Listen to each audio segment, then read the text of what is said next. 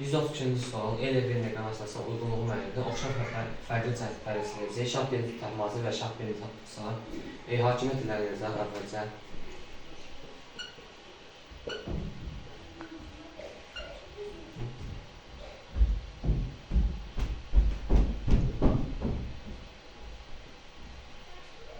Bir Osmanlı dövləti ilə sülh müqaviləsinin imzalanması, Amasya sülhü 1555 birinci təxmasının hakimiyyət illərinə düşür. Biri təxmasında götürülür, Abbasın oxaq. Abbasın da hakimiyyət illərində bildiyi ki, 3 sülh müqaviləsi var. 1590-cı ildə 1-ci İstanbul, 1612-ci ildə 2-ci İstanbul, 1618-ci ildə isə Mərəd sülh müqaviləsi. Ona görə bir hər ikisinə oxşar götürülür. Bir hər ikisinə oxşar olmayanlar çıxırıq.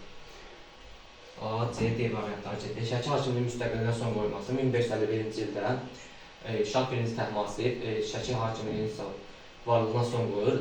Dəriş Məhəmmədi taxtdan salaraq və onun yerinə Toyxun bəy Qacarı hakimiyyətə gətirir. Bununla da Qacarların Azərbaycan şimal-qərbində hakimiyyətə gəlməsi başlanılır. Buna görə də 1-ə də 2-ni götürürük. 1-ə 2 olmayanları çıxırıq. B variantda gedir. 3-ə baxır, paytaxtın dəyişdirilməsi. 1555-ci Amasya sülh müqaviləsindən dərhal sonra Səfəvi Osmanlı müharibəsinin nəticəsində Təbrizin dəfələrlə hücum nəticəsində dağılması ilə paytaxt Təbrizdən Qəzvinə köçürülür.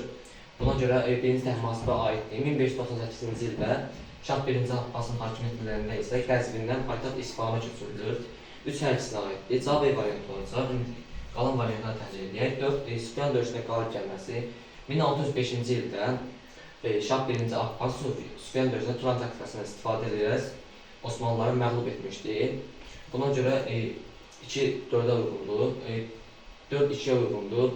5-ə baxın, İngiltərə Krallığı ilə əbədi dostluq haqqında müqavilə imzalanması 1621-ci ildə əbədi dostluq müqaviləsi imzalanır. 5-i də 2-yə götürür, yəni Şah Abbasa.